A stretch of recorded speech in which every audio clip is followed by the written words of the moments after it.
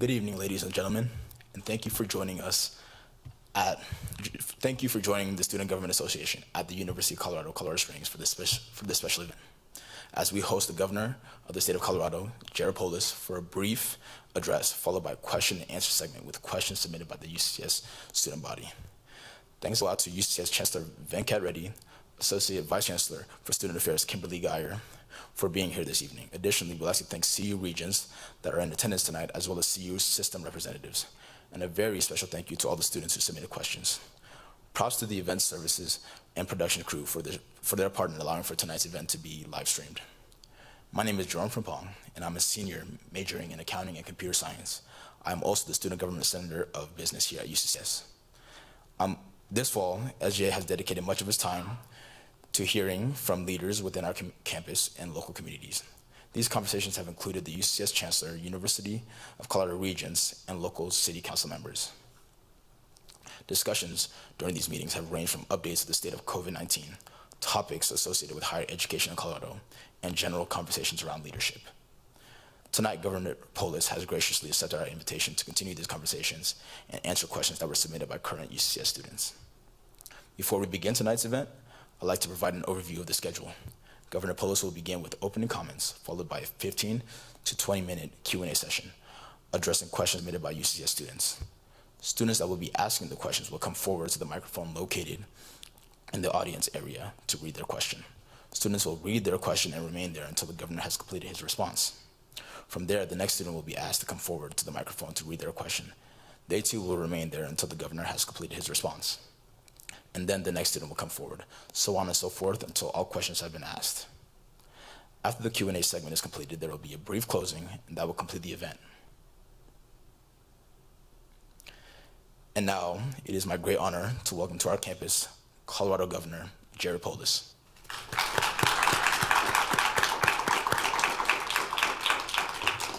Well, thank you, everybody. Would you like me to speak now? Yes, please.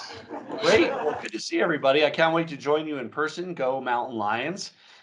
You have a beautiful campus there, and I look forward to getting back in person again shortly. Thank you for hosting me virtually for this. It's fun to be able to meet with folks from my home.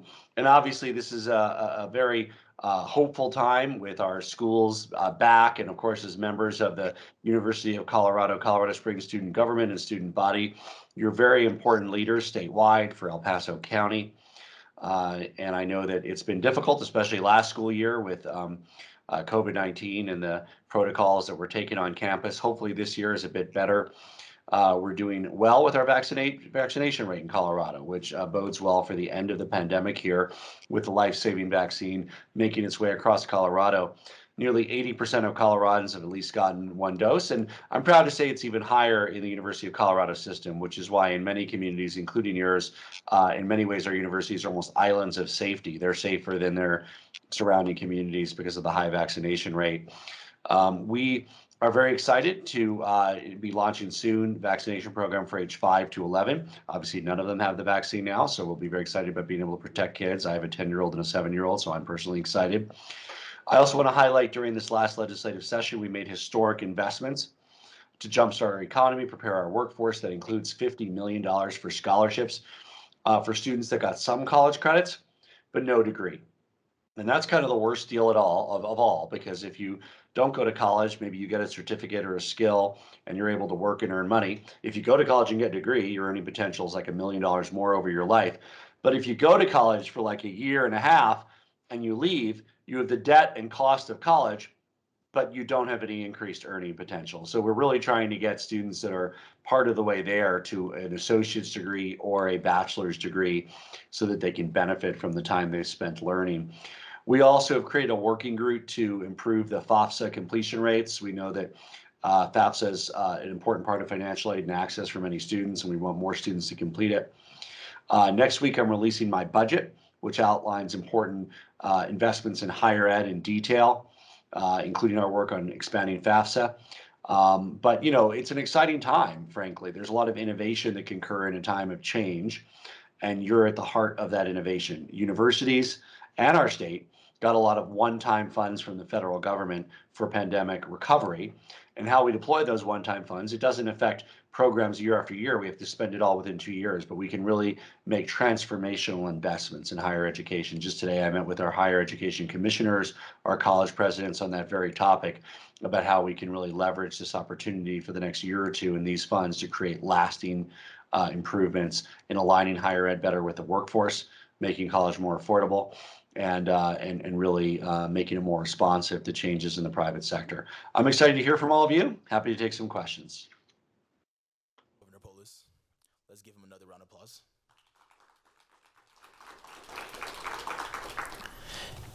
In this next segment, we will invite students to the microphone to ask the... Oh, I cannot hear you. In this next segment, we will invite students to the microphone to ask the governor their questions.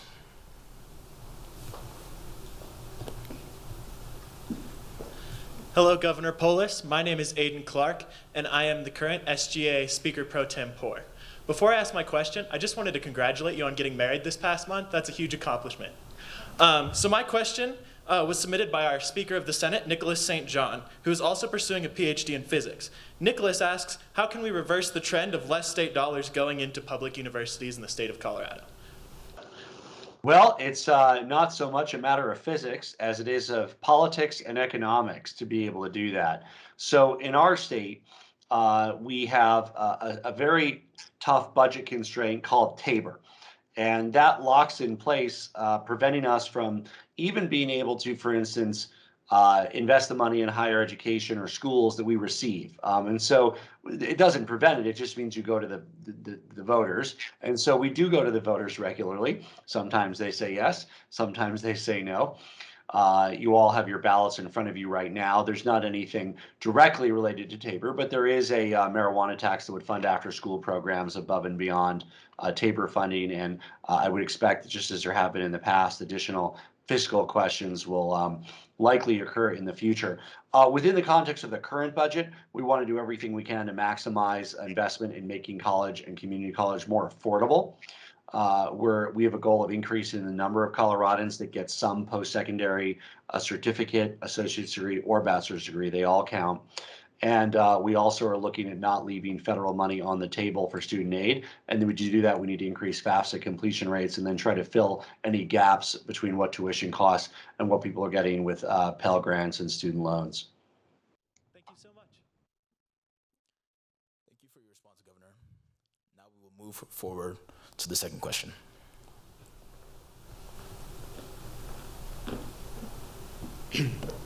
Hello, Governor Polis. Thank you for being here tonight. My name is Miles Jones. I'm the current Center of Multicultural Affairs for SGA. And our second question comes from Axel Brown, who is a junior studying social work. And his question is there any way that a student would be able to receive help from your office in getting help with a DHS case that they were involved in, as they would like to become a social worker themselves and they feel that this is hindering their opportunity? So yes, and I would encourage you or them to contact Joe Homlar, our CDHS Child Welfare Director, and his email address. Should I put it in the chat here, or is there a chat? Let me see how this works here. Conversation. Let's see whether this works. Does that work? Do you guys see that? Yes, thank you. So contact Joe, and we would love to find a way to answer the question and see if there's a way to help with the career development of the person you're talking about. Great. Thank you so much, Governor. Thank you for your response, Governor. We will move on to the third question. Hello, Governor. My name is Dylan Machete, and I am the SGA Senator of Public Affairs. Our third question was submitted by Michael Wenman, a graduate student pursuing his MBA. Michael asks, the meteoric rise of home prices in Colorado is spurred on by LLCs and corporations, as well as private investors driving home prices out of reach for many primary home buyers. Do you see a need for state regulation of public and private investors in order to give folks a level playing field when buying a primary residence? Well, Dylan, that might be a small factor in our increase in home prices. I think the bigger one is that people want to live in Colorado. And so there's people that are moving here from other states. We're growing in population. and the housing stock just isn't keeping up. It'll hopefully keep up in the long run, but it takes years to get development through and built and all of that. So when in laws of economics, when demand exceeds supply, price goes up. There's a number of factors in that. We know that Coloradans are struggling for rent or to buy a home, and so we are focused on using our federal aid, which I talked about, the kind of one-time funds over the next 2 years, to build more housing for both rent and purchase that's affordable. So the state, and we're working with our Republicans and Democrats in our state legislature, but we've allocated about $500 million. That's a lot of money to work on how we can make housing more affordable, where we can develop more housing. We want to leverage that, meaning building $500 million of housing would be the easy thing to do. That's not what we're going to do. We're going to do more. We're going to build billions of dollars of housing with it, because we're going to partner with local governments, with developers, with banks. So with our $500 million, we hope to build $2 or $3 billion worth of housing. And when supply increases, prices can come down. So that's a key priority for us. Prices are a function of supply and demand. You don't want to reduce demand because we want Colorado to be a great place to live. If nobody wanted to move here, there's places in our country where you can buy a home for $80,000, a nice home, but it's because people don't want to live in those communities. People want to live in our communities, but we're the victim of that in terms of higher home prices, so we have to increase supply. Okay, thank you. Thank you for that response, Governor. It is now time for the fourth question of the night.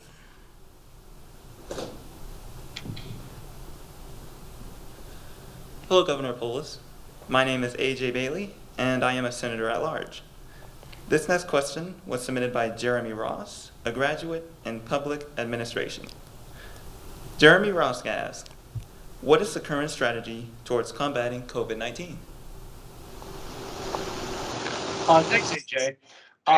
The main change from where we were, almost 2 years ago when this first hit, March of 2020, a year and 8 months ago, is that we now have a highly effective, safe vaccine. Hopefully, all of you have been vaccinated. I shared some pretty remarkable data today, just in Colorado during the Delta variant outbreak, which is July through now, so the last 4 months.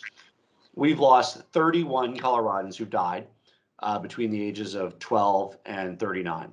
So 12 to 40-year-olds, 31 have died. Of those, 30 of them were unvaccinated, and the only one who died who was vaccinated was somebody with a terminal condition anyway and severely immunocompromised. So you're able to reduce the risk for people your age and people even in their 20s and 30s to essentially zero through the vaccination. Now, that doesn't mean you won't get a little sick and a few need hospitalizations, but literally no one died under 40 who had been vaccinated except for somebody who had been ill otherwise. Pretty remarkable. The statistics are almost as good for 40 to 60. 143 Coloradans died who weren't vaccinated. Only 13 who were vaccinated died. And just so you know the basic math on that, that's even more impressive than it sounds, because the 153 came from that only 20% of the population that hadn't been vaccinated, and the 13 came from the 80% of the population who had. So it's not like it was even drawing from even fields. So that's the way out of this to end the threat. It's not going to end the virus. The virus will move from being pandemic to being endemic, just as we live with other viruses, the flu and strep and other bacterial infections. This will be out there, but you will be largely protected if you're vaccinated. For people my age, and especially people older, they need a booster after 6 months. We don't yet know if people your age need a booster, but I encourage you to get it if it's been 6 months. Certainly it'll keep your protection up, but it really hasn't faded much for young people yet. People my age in their 40s, I certainly got the booster when I could, but my risk is very small as well, thanks to the vaccination. So it's a wonder of modern technology. I hope it inspires a new generation of biologists and people to work in the biological sciences and medicine, because this has saved millions of lives across the world, hundreds of thousands of lives across our country alone. And it's a really, really exciting that we're able to end the pandemic earlier than it would have ended had it taken its natural course. Great, thank you. Great. Thank you for that amazing response, Governor. We will move forward with the fifth question. Good evening, Governor Polis. My name is Lisa Ward, and I'm an SGA Senator at Large. This next question comes from Kira, who is a junior studying politics and law. Kira asks, is there a possibility in the near future of creating a public light rail transportation system between Colorado Springs and Denver? Yeah, I'm optimistic. We created a Front Range Rail District. That was the first step. I signed the bill last year. They're working on the cost, the implementation, and then this will ultimately go to the voters of not the whole state, but of the Front Range, 10, 15 miles from Highway 25 up and down, Pueblo to Fort Collins. They'll vote on it. And if they vote to approve it, it'll start being implemented. Now, it's rail, so it still takes a few years till it's implemented, but I would expect this will probably be on the ballot in 2023 or 2024 for the Front Range. And I'm excited about it because if the voters pass it and want it, it can happen within a few years. And there's also funding under the federal infrastructure package. You can provide matching federal funding for Front Range Rail, Pueblo to Fort Collins. Excellent. Thank you so much. Many thanks for that response, Governor. It is now time for the sixth question.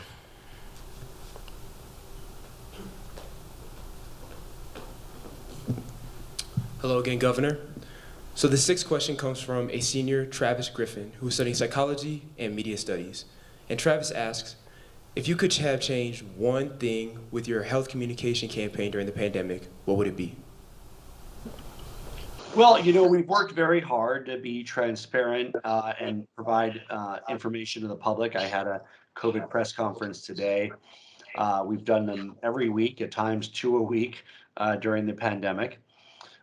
Since we announced our first case back in March of 2020, we continually in real time update our public data dashboard at covid19.colorado.gov. We share everything from daily cases to deaths to outbreaks to vaccination info. Really the same information I see is available to the general public in my daily report. The one frustrating thing with this pandemic is we never have tomorrow's information today or next week's information this week or next month's information this month. So it's always a bit of a plunge into the unknown in terms of what the future holds. We know a lot more about this virus now. Obviously, most Coloradans are protected from it, but it is frustrating to me, and I know to all of us that there's, about a quarter of our population that hasn't yet chosen to protect themselves, and to a certain level, that's on them. They're taking the risk. It's like not buckling your seatbelt, but it's also on all of us because it's filling up our hospitals. and that means that we're barely have enough room right now for people with heart attacks and strokes and appendicitis because so many beds are taken up by the unvaccinated. Most of them will get better, but some of them won't, and some of them will pass away. And then every now and then there's a perfectly innocent person who took the own step and did the right thing and got vaccinated, especially if they're in their 60s, 70s, and 80s, who doesn't make it. You're just very unlucky, even if they're vaccinated. And that they only got it because so many people are unvaccinated and spreading it around. So while, by and large, it's just a matter of personal responsibility and people are paying their own price if they don't get vaccinated, there is also a societal price because we have 1,100 people hospitalized with COVID right now. Over 850 of them are unvaccinated. So, this would be a very minor health event if everybody was vaccinated, and hopefully that'll be the case soon. I always just encourage people to look at the overwhelming data. 96% of doctors have been vaccinated. Just listen to your doctor and look at the data and make the right choice, and let's end this thing. Yes, indeed. Thank you so much, Governor. I really appreciate your response. Thank you for that response once again, Governor. It appears there's time for one more question. The next question will be asked by me and come from a lens of student leadership. Could you provide us with some ideas about leadership strategies you have found to be effective that we could apply in the future? Well, I would encourage you to be bold and think big and be consistent. Really, believe in a vision for a better future, whether it's for UCCS, for the state of Colorado, for the country, for the world, and then really work tirelessly with all potential partners to achieve that goal. If you set too modest a goal, you won't make a big enough change. If you set too many goals, you won't have enough time and effort to pursue all of them. So pick a bold goal or two and really focus on getting it done. Thank you for that great response. This concludes the question and answer portion of our program. Thank you to UCCS students, faculty, and staff for participating tonight. A warm thank you to Governor Polis for taking the time out of his busy schedule to meet with and answer questions from our UCCS student body. Thank you, Governor Polis. It's been a pleasure facilitating tonight's event. Please keep your eye out for future UCCS SGA events. Have a great evening. We will, and I look forward to seeing you in person on campus sometime soon next semester. Take care. Thank you.